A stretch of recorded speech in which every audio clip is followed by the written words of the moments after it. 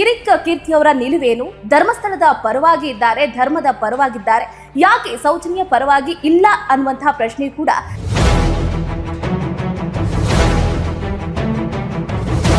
And ಒಂದು correction, ಎಲ್ಲರೂ ಸೌಜನ್ಯ ಪರ ಇದ್ದಾರೆ, ಕೆಲವರು ಧರ್ಮಸ್ಥಳದ ಪರ ಇದ್ದಾರೆ. ಯಾಕೆ ಧರ್ಮಸ್ಥಳದ ಪರ ಇದ್ದವರು ಸೌಜನ್ಯ ಪರ ಇರಬಾರ್ದ? ಕೀರ್ತಿ ಅವರು ಬರೀ ಧರ್ಮದ ಪರವಾಗಿ ಹೆಚ್ಚಾಗಿ ಕಾಣಿಸ್ಕೊಳ್ತಾ ಇದ್ದಾರೆ, ಸೌಜನ್ಯ ಪರವಾಗಿ ಅಷ್ಟಾಗಿ ಕಾಣಿಸ್ಕೊಳ್ತಾ ಇಲ್ಲ, ಮಾತಾಡ್ತಿಲ್ಲ ಅಂತ.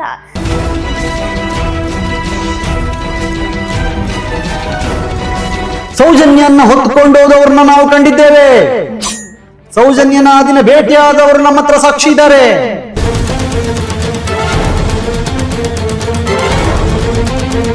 ಹಿಡ್ಕೊಂಡ್ರೋ ಸಾಕ್ಷಿ 3 ನಿಮಿಷದ ವಿಡಿಯೋ ಬಿಟ್ರೆ ಸಾಕು, ಇವರೆಲ್ಲ ಜೈಲಿಗೆ ಹೋಗ್ಬಿಡ್ತಾರೆ.